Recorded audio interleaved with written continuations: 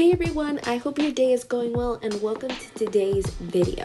In today's video, I'm going to demonstrate different techniques you can incorporate into making paper sculptures, as well provide some examples of my AP3D portfolio, including the concept and the process into building up my portfolio. So I hope you find this video helpful and let's get started.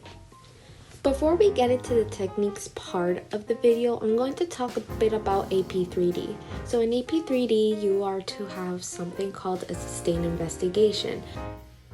Sustained investigation, or SI, is an inquiry you make in which you then go through the process of research, experimentation, revision, testing, and you're going to eventually have to repeat the whole entire cycle again to reach the desired product. So here's an example of what my SI inquiry was. So my SI inquiry was, what factors affect mental health and how does mental health affect the human organism? After I made this inquiry, I went through the process of research and then I made sketches and then decided what material I wanted to use. In this case, I chose paper. Once I've done these steps, I then moved on to my research, and then as I went, I made sure to record the process, get work in progress photos, and from there, it's really a journey of learning. The techniques I'll be demonstrating today are extracted from the way we know paper can be folded and cut into, but we're gonna step it up a notch and make it a bit more unique and interesting. Here are the materials we're going to be using.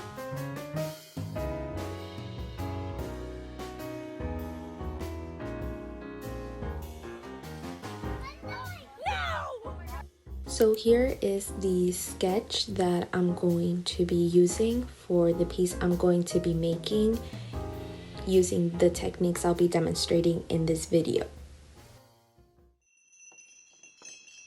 Our first step is to record the measurements. It's crucial to have measurements when creating a wearable piece of art because sometimes just estimating it with the eye can be a challenge and can lead to a waste of time and material, plus you run a lot of hurdles with inaccurate calculations and measurements. Then the ending result of the product is just not gonna look proportional, it's not gonna look wearable, it's not gonna fit. So in this case, I use my glasses as a reference. So for the measurements here, I used a pair of glasses that best fit me and recorded the measurements. The idea here is to get the measurements and make a template of what I'm making. As I went, I realized I had to modify some of the measures and ensure that what I recorded was what I'm going with. And now comes the next step, which is to cut it out. I'm using here a combination of the two different size scissors and the X-Acto knife. I'm using a ruler for the straight edges because if I were to do this freehand, it would look pretty sloppy and plus it's not gonna look nice and clean. So make sure when it comes to straight edges, use a ruler, and when using the knife, try to pass it as many times as you need until the paper is completely cut off. Don't ever try to pull away the paper even if there's a bit left. You see that the paper is about to just come out, separate itself from the paper. Don't try to run the risk of doing this or you will end up with some fuzzy-ish edges. And now comes the next step, which is to assemble our base template. Using precise or closely accurate measurements, I stuck on the paper pieces together to make the template I'm going to be using as a guide. So this template is basically going to be used as a guide to build the base for my piece. And once we have our template all together, we can now start with the exciting part, which is actually building the base. This, like the one I'm demonstrating over here, when it comes to accessories or anything like that, I can't just make the glasses out of pure paper. Well, it could be a possibility the ending result isn't going to be very pleasing. So I'm using straws to create something unique, but also I'm using this as a base to kind of support all of the paper I'm going to add to it. Don't worry, the straws will be hidden in the end, so please be patient. Back to the cutting. So here I'm cutting little pieces of straw with the same small measures. I cut them into 1 centimeter pieces and I glued them on the circles of my template. I put in little glue on the template to hold the small pieces together so that when I glue them, they will move around and will stay in one spot. Same thing throughout with the sides and the nose arc. Notice how adding the little glue just so my straws can stay in one spot. Notice how it easily comes off. And you have 2 beautiful circles. And then of course, once again here, I am just continuing the whole process of cutting and lightly putting on that glue on there so I can stick on those pieces.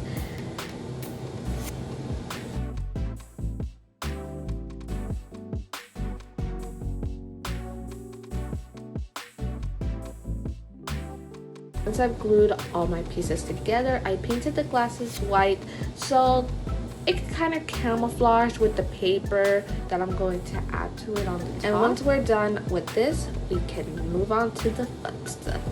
The techniques! Our first paper technique on our list is strips. Now, as basic as it sounds, strips can be made into a fun, basic technique to incorporate into your paper sculptures. Using strips are easy, and plus later I'll show you how you can make curls with the strips. Yes, that is right, you can make curls out of paper, which you will see very soon in this video.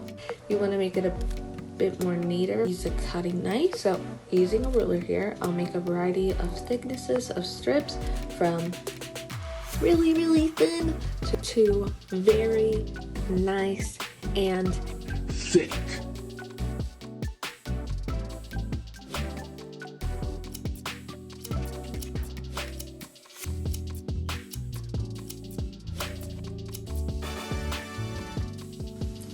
I made as many as I needed, or how much I think I needed for this piece that I'm demonstrating. And then I took these strips and I just wrapped it around the straw glasses, and I wrapped it around in a way so that way those open holes can be sealed. And of course, as I went around, as you can see here, I made sure to be nice and careful.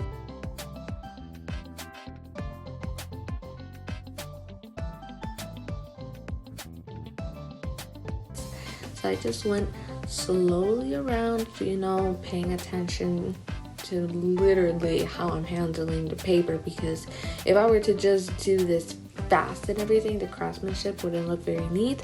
And that's another thing, is that when you're working with paper, craftsmanship is really important, because remember, since this is paper, chances of doing the smallest little thing, your craftsmanship is just, you're done. So pay attention to your craftsmanship. Don't ever feel afraid to make adjustments as you go, because adjustments are necessary at some point. Don't just exclude them, because obviously we don't want to make a cherry pick it. So make modifications if you need.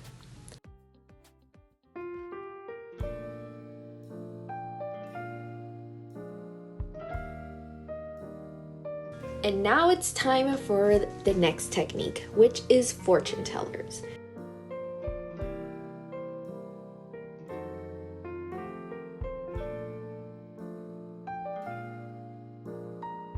To start, I have my paper positioned vertical, and then I fold it. Then I'm gonna turn it horizontal, and I'm gonna fold it in half again, just like I did it vertically. Then I'm going to cut in the crease, which is the line where I folded, and you're gonna end up with some medium-ish rectangles, and then you're gonna do the same thing again. So now we're going to start the process of actually doing the fortune tellers. So to do the fortune tellers, you're going to have your paper vertical position, and you're going to bring the right corner across, and you're going to make like a right triangle like this. Then you're going to cut off that extra piece right there, and then when you open it, you're going to have a nice square when you open up the right triangle. Then I'm gonna bring the top two corners and then meet them, but we don't want them to be right next to each other. We want to leave a little space in between. Then we're gonna fold that, and then we're gonna turn it over and we're gonna do the same thing. Remember, we want to have that little space in between them.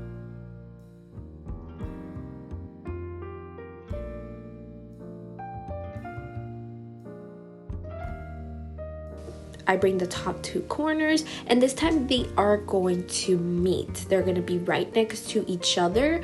They're not going to have that little space.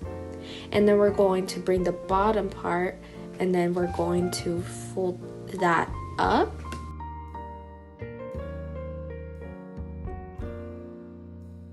And then you're going to put your fingers into those little pockets as shown right here.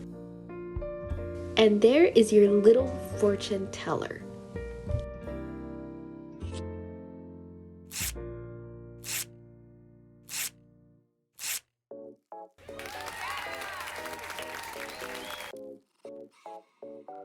On to the next paper technique, and this one is called freestyle. One is to just fold it in, a way that whatever just comes to your mind. Now, I know you probably may think this doesn't make sense because, you don't really know much about the folding, but don't worry. Feel free to slow down the video to get some ideas of some of the ways that you can fold the paper. You don't have to exactly do it a certain way. Just feel free to fold as much as you want, but be careful not to crumble the paper.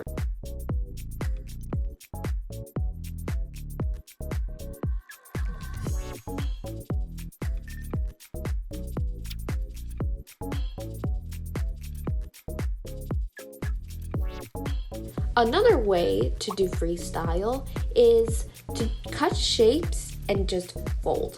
So rather than the square or rectangle, you can cut the paper into mini triangles, organic shapes, whatever shape you feel like it, and just again, fold it in creative ways.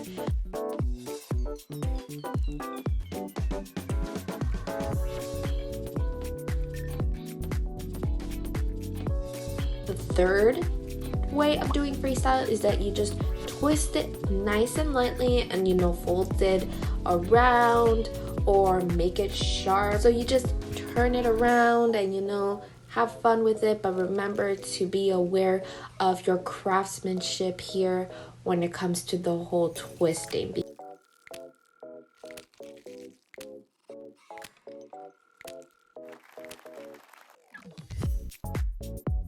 A fourth way to do freestyle is to cut a little shape on the inside of the little papers. So let's say you have a little triangle or a little square or a little organic shape. You can cut in a little hole or cut in, something on the inside, outside, it doesn't really matter. And again, you're going to do the same thing with creative folding.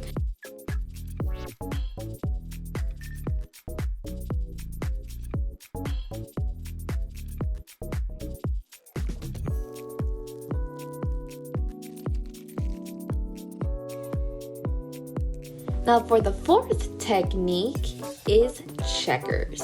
Now for checkers, it's really straight up easy. There's no cutting involved, nothing complex. It's just straight up forward easy. You're gonna have your paper positioned horizontally and fold it in half. And you're gonna have a crease in the middle once you open it. And after we fold it, we're going to open and we have that little crease in the middle. So now we're going to be focusing on the right side of that half.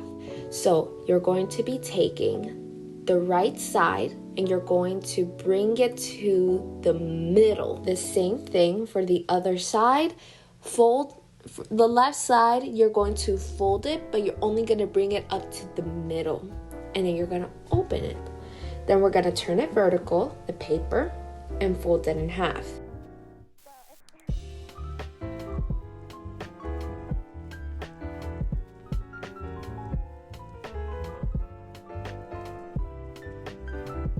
And you're gonna do the same thing. You're gonna bring the right side of the paper, you're going to fold it, but you're going to fold it up to the little line in the middle, and you're gonna do the same thing vice versa to the left side. This technique is great for adding a bit of dimension to the pieces.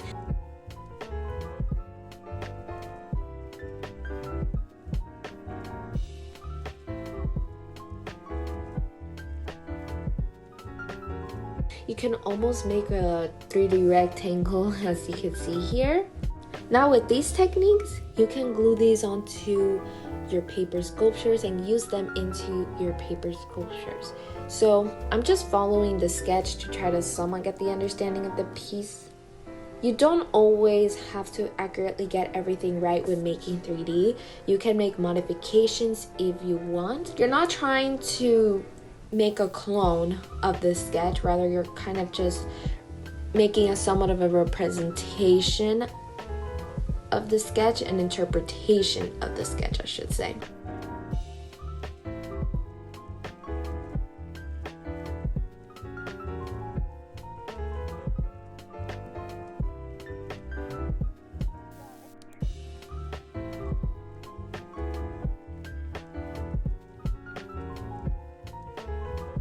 To make the curls with the paper, it's really easy. I used here a glue stick to make the curls. So it's just like curling your own hair, really. So you're just gonna take the paper, wrap it around, and once I've made the curls, and of course, like I already said, everything else, I just add these on to my piece and place them where I please.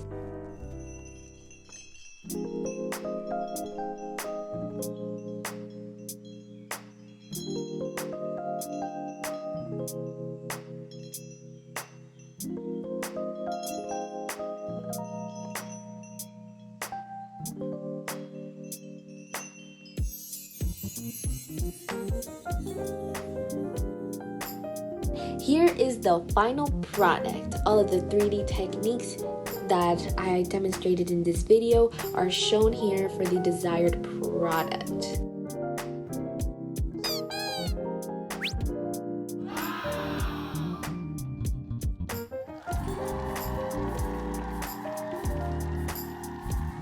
Thank you so much for watching today's video, and I hope that you found this video helpful. I wish you the best on your art journey, and till then, bye bye!